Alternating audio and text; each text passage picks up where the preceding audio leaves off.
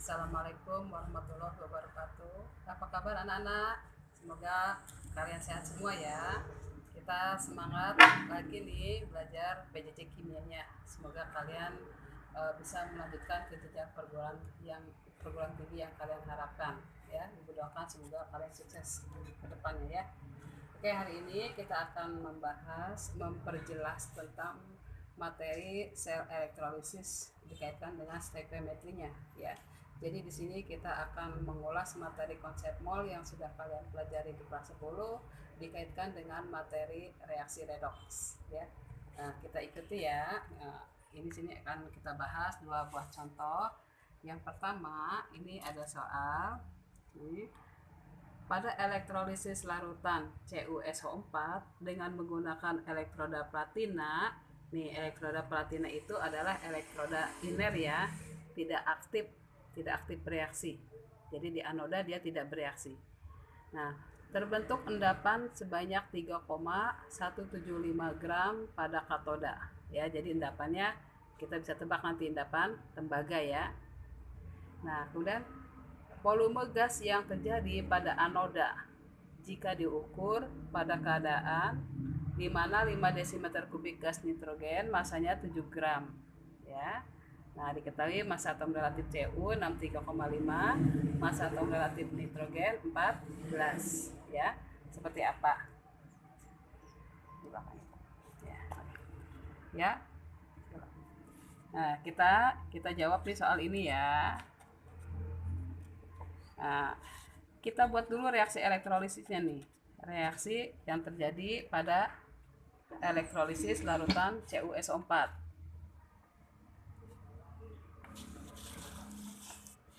Ya. Jadi ini CuSO4 ini kan akan terurai ya menjadi ion Cu2+ dan anion ion sulfat ya. Nah, ini larutan.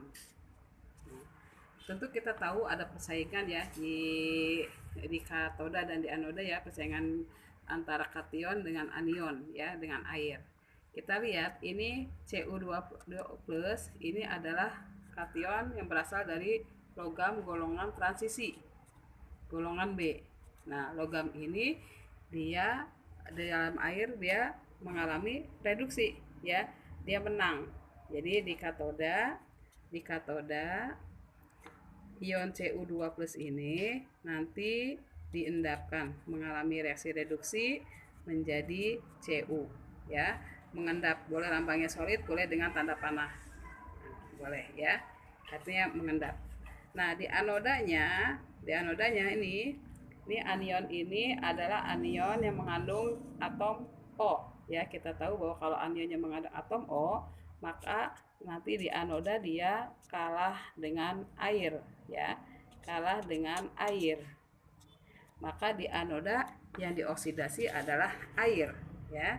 Reaksi oksidasi air 2H2O menjadi 4H+ dan O2 ya, ditambah 4 elektron ya. Nah, elektron yang diserap dengan elektron yang dilepas harus sama.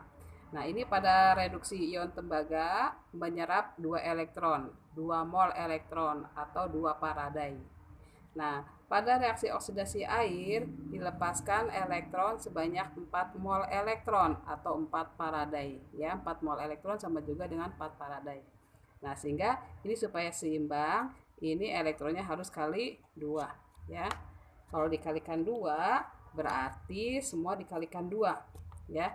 Ini jadi kalikan 2, ini jadi berubah jadi 4 ya, jadi 4, ini jadi 2 ya. Sehingga jumlah elektronnya jadi sama. Ini 4 elektron, ini 4 elektron ya. Nah, sehingga kalau kita jumlahkan hasil reaksi elektrolisis itu adalah kation Cu dengan 2 mol air nanti akan terbentuk endapan tembaga sebanyak 2 mol, terus 1 mol O2 dan 4 mol ion H+. Jadi di anoda larutan bersifat asam ya, yang akan merubah lakmus biru jadi merah. Nih, terbentuk ion H+, ya. Nah, kemudian kita kembali lagi ke soalnya.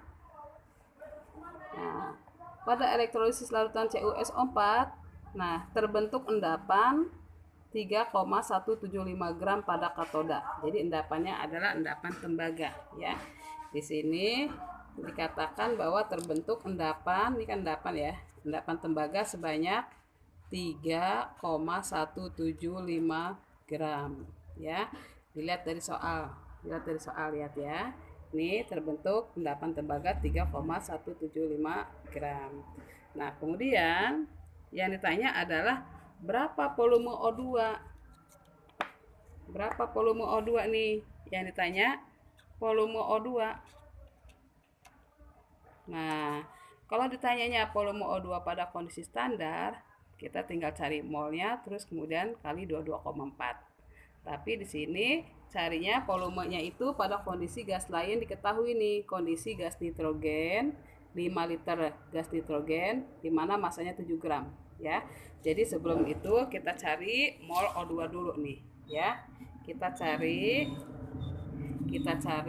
mol O2-nya nih. Ya. Kita cari mol O2. Mol O2 sama dengan koefisiennya nih. Di sini koefisiennya 1 dibandingkan terhadap 2 dibagi molnya. Oh ya, ini molnya belum dicari ya. Kita cari dulu nih mol Cu nih. Mol Cu sama dengan massa dibagi AR ya. 3,175 dibagi AR-nya tadi berapa nih Cu? Nah, AR-nya 63,5 ya. Jadi kita bagi 63,5. Hasilnya itu adalah 0,05 mol ya. Mol ya. Nah, berarti kita mencari mol O2-nya, berarti mol O2-nya adalah nih 1/2 dikali ini ya. 1/2 dikali 0,05. Ya. Jadi hasilnya 0,025 mol O2. Ya. Nah, sedangkan yang ditanya adalah volume O2. Ya, tanya volume O2. Berapa volume O2-nya?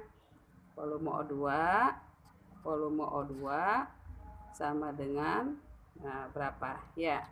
Tapi di sini diketahui kondisi volumenya itu di mana diketahui kondisi 5 liter gas nitrogen, 5 desimeter kubik gas nitrogen, masanya 7 gram. Jadi kita cari dulu nih ya.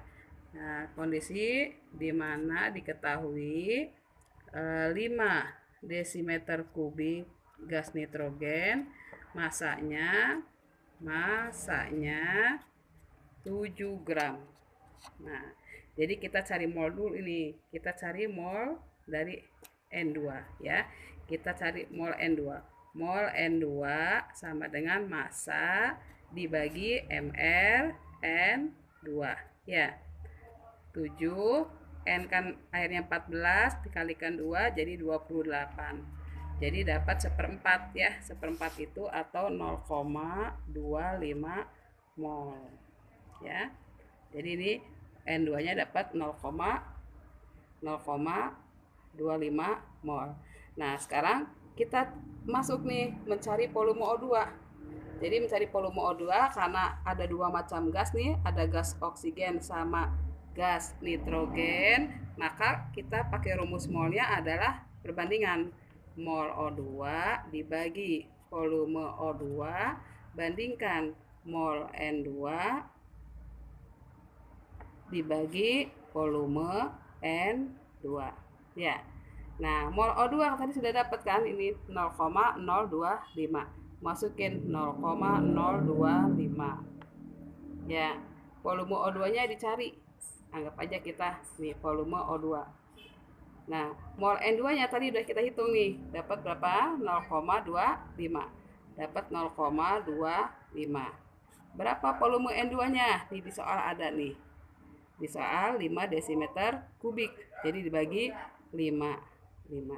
Nah, nanti kita dapatkan volume O2-nya adalah 0,025 dikali 5 ya dibagi 0,25 Dapatnya itu adalah 0,5 desimeter kubik.